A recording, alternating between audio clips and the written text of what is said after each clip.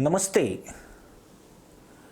भारत में पाकिस्तान की खुफिया एजेंसी आईएसआई के लिए जासूसी करने वाले दो मुसलमान मोहम्मद हसनैन और उसका बेटा इसाक अमीर जब पाकिस्तान पहुंचे तो उसी पाकिस्तान ने उन्हें ईदीओ में कैद कर दिया, जिसने मुसीबत में फंसने पर उन्हें भारतीय पुलिस से बचाने के वादे के साथ देश में शरण देने का वादा किया था।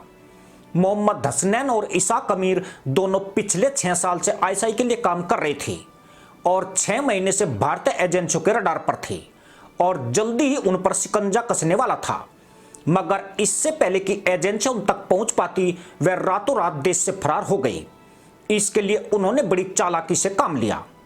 66 साल के मोहम्मद हसनैन और 31 साल के इसाक अमीर इसी साल 5 सितंबर को दिल्ली गए, जहां से उन्होंने अफगानिस्तान का वीजा लगवाया। वो काबुल पहुंचे और वहां से कंधार में स्प्रिंग बोल्डक सीमा से पाकिस्तान के सीमावर्ती चमन में दाखिल हो गए। चमन से क्वेटा पहुंचे और क्वेटा से सीधे कराची पहुंच गए। इन दोनों मुल्लाओं ने जिस तरह भारत से लेकर पाकिस्तान का सफर तय किया, उससे स्पष्ट है कि यह बाप बेटे बेहद शातिर हैं। यही नहीं, उनके इस सफर पर लगभग 15 लाख भारतीय रुपए का खर्च आया, जबकि इनकी औकात लाख 2 लाख रुपए से खर्च करने की ज्यादा नहीं थी। मोहम्मद हसनैन मूलतः झारखंड का रहने वाला है। वह पिछले कई साल से दिल्ली में रह रहा था।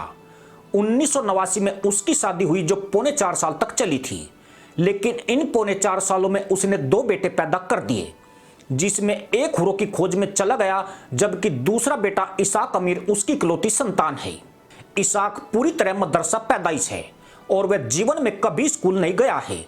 उसने ओपन स्कूल से 10वीं 12वीं की शिक्षा प्राप्त की है, मगर उसको कुरान कंठस्थ याद है।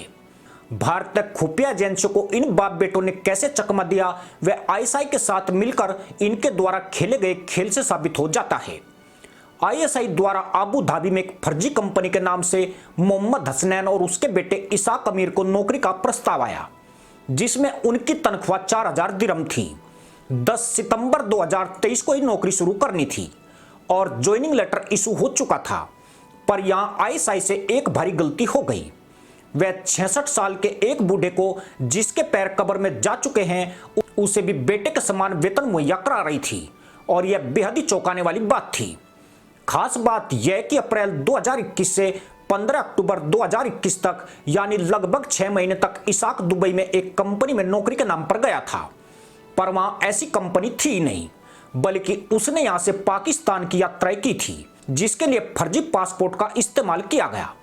इसाक को पाकिस्तान में ट्रेनिंग दी गई और उसे जासूसी के गुर सिखाए गए। इसी दौरान आईएसआई ने इसाक से वादा किया था कि उसके बाप के साथ उसे भी पाकिस्तान में शरण दे दी जाएगी। इसाक अमीर और हसनैन को 10 सितंबर को आबू धाबी में एक फर्जी कंपनी में ज्वाइन करना था, लेकिन वह 5 सितंबर को ही देश छोड़ गई। हैरानी की बात यह कि भारतीय एजेंसियों को इन आईएसआई के एजेंटों के देश छोड़ने की भनक तक नहीं लगी। मोहम्मद हसनैन बेहद शातिर खिलाड़ी है। वह संसद, विधानसभा और स्थानीय निकायों का चुनाव लड़ चुका है, हालांकि उसे कभी कामयाबी नहीं मिली।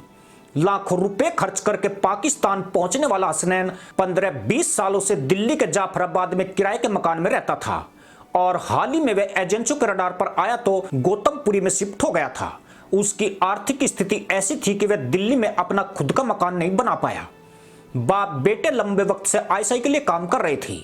यही नहीं, वह मकान मालिक और पड़ोसियों से भी मेलजोल नहीं रखते थे, जबकि हसनैन ने अपनी देश विरोधी गतिविधियों को छुपाने के लिए कौमी पार्टी ऑफ इंडिया के नाम से एक पार्टी भी बना रखी थी, लेकिन उसमें नेता वाले कोई लक्षण नहीं थी।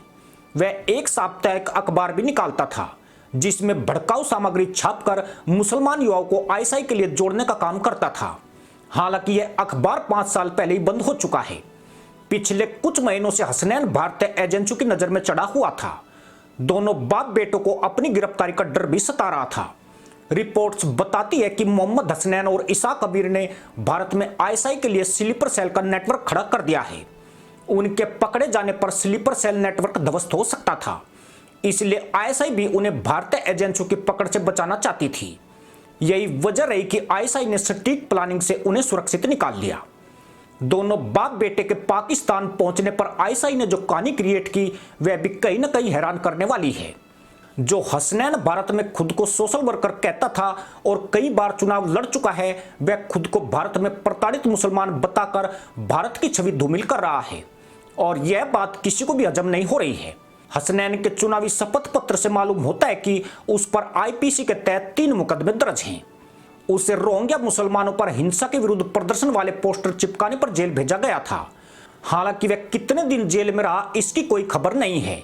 इसके अलावा 2 मुकदमे और दर्ज हुए थे, जिनमें एक में वह बरी हो चुका है, एक में चार्ज फ्रेम नहीं हुए हैं और एक में चार्जशीट फाइल नहीं हुई है। ये सभी राजनीतिक मामले थे और इनमें कोई भी फौजदारी केस नहीं था। पर फिलहाल एक और गद्दार सुरक्षित निकलने में कामयाब हो गया है, जो कहीं न कहीं भारतीय खुफिया एजेंसियों की नाकामी उजागर करता है। इसी के साथ अनुमति दोस्तों, जय हिंद, वंदे मातरम।